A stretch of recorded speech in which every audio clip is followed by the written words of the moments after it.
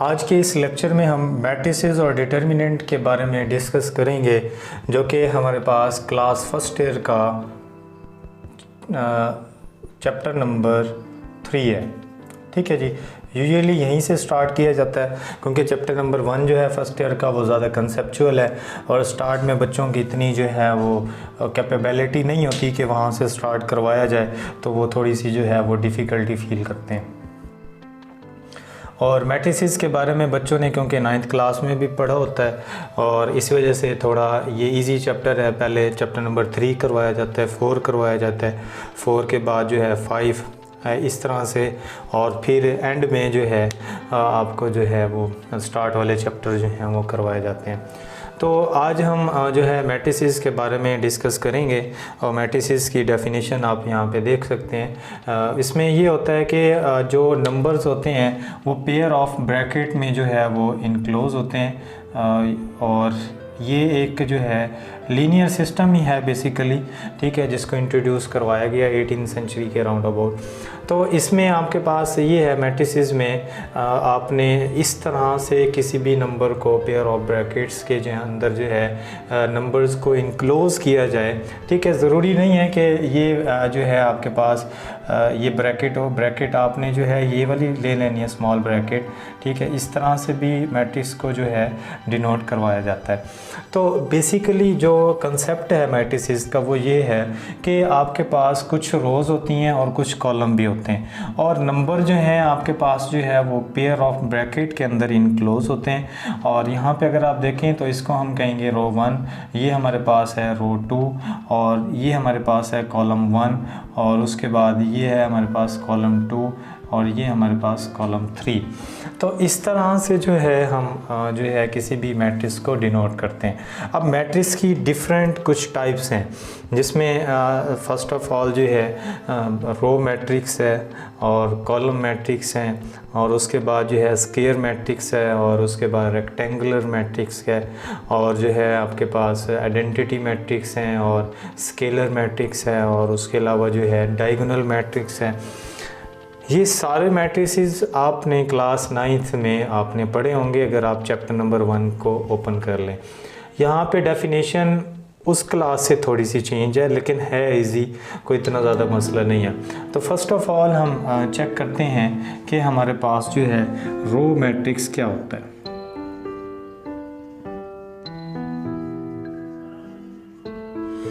Row matrix basically जो है एक ऐसा मैट्रिक्स है, the matrix which have only one row is called row matrix.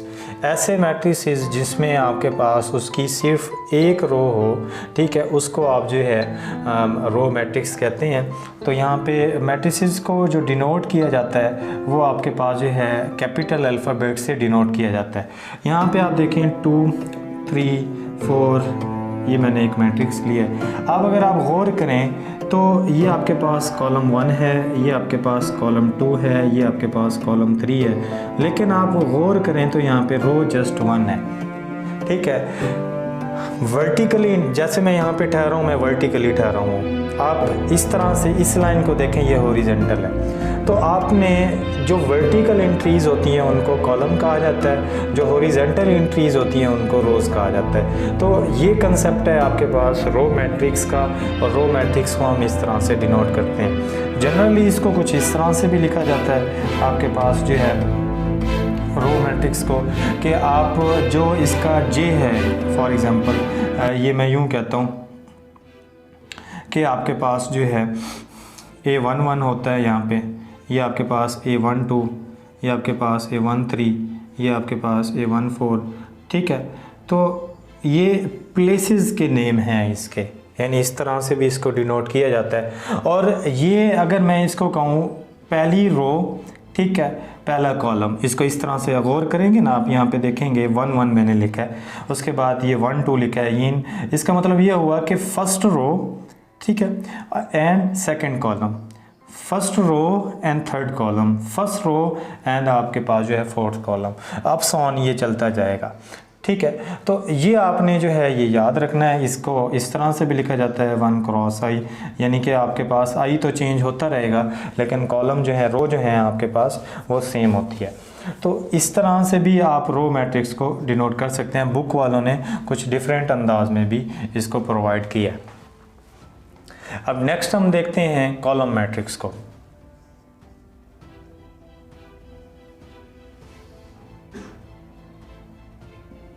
हम ये देखते हैं कि कॉलम मैट्रिक्स बेसिकली क्या होते हैं और कॉलम मैट्रिक्स को हम जो है किस तरह से डिनोट करते हैं। देखिए कॉलम मैट्रिक्स का भी सिर्फ यही है कि ऐसा मैट्रिक्स जिसमें जो है आपके पास जस्ट वन कॉलम हो तो उसको हम कॉलम मैट्रिक्स कहते हैं। तो यहाँ पे एक मैट्रिक्स बी मैं कंसीडर करता हूँ, इसके अंदर एलिमेंट्स लेते हैं 5, 4 एंड 6। तो ये आपके पास एक कॉलम मैट्रिक्स है। रीज़न क्या है इसकी? रीज़न ये है कि इसमें कॉलम 1 है और रोज़ आपके पास 3 हैं, रो 1, row 2 and this is row 3। ठीक है। The matrix which have only one column is called column matrix. The matrix which have only one row is called row matrix. This is the basic definition of row matrix and the column matrix. The basic definition of the square matrix is the matrix which have the same number of rows and the same number of column is called the square matrix। ठीक है। If we consider the number of rows will be equal to m and the number of columns will be equal to m, so the order will be equal to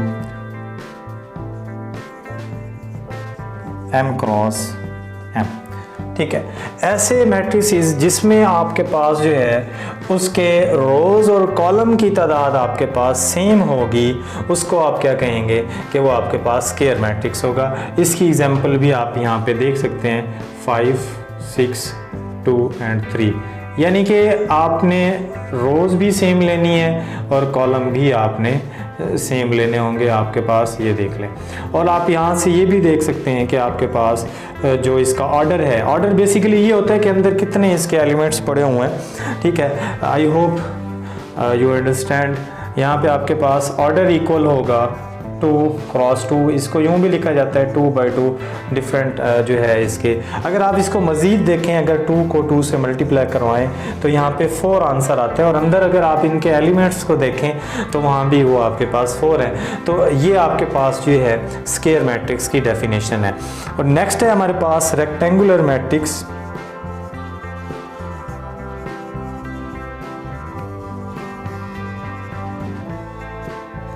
rectangular matrix में ये होता है कि आपके पास the number of rows will not be equal to the number of columns, तो उसको जो है हम जो है रेक्टेंगुलर मैट्रिक्स कहते हैं। ज़रा यहाँ पे देख लें आप, तो रेक्टेंगुलर मैट्रिक्स में आपके पास रोज और कॉलम जो हैं वो इक्वल नहीं होते। तो यहाँ पे 3, 4 एंड 5, 6 एंड 3, यानी कि rows is not equal to columns. ये आपको पता होना चाहिए, ये बेसिक कंसेप्ट है रेक्टेंगुलर मैट्रिक्स का। तो आज की इस कंप्लीट लेक्चर में मैंने आपको जो है मैट्रिसेस के हवाले से थोड़ा सा बताया और आपने बुक पेज नंबर जो इसका फर्स्ट है चैप्टर का, तो उसको आपने डिटेल से रीड करना है और उसमें कुछ साइंटिस्ट के नेम भी बताए गए हैं कि किसने इसको जो है इंट्रोड्यूस करवाया, फर्स्ट टाइम ये कब इंट्रोड्यूस हुआ। तो ये थ्योरेटिकल चीज़ें जब आप समझेंगे तो आप इजीली उसको अंडरस्टैंड कर पाएंगे। अगर आप रट्टा लगाएंगे तो फिर आप यानी कि सक्सेस की तरफ तो नहीं जाएंगे और मार्क्स आपके अच्छे आ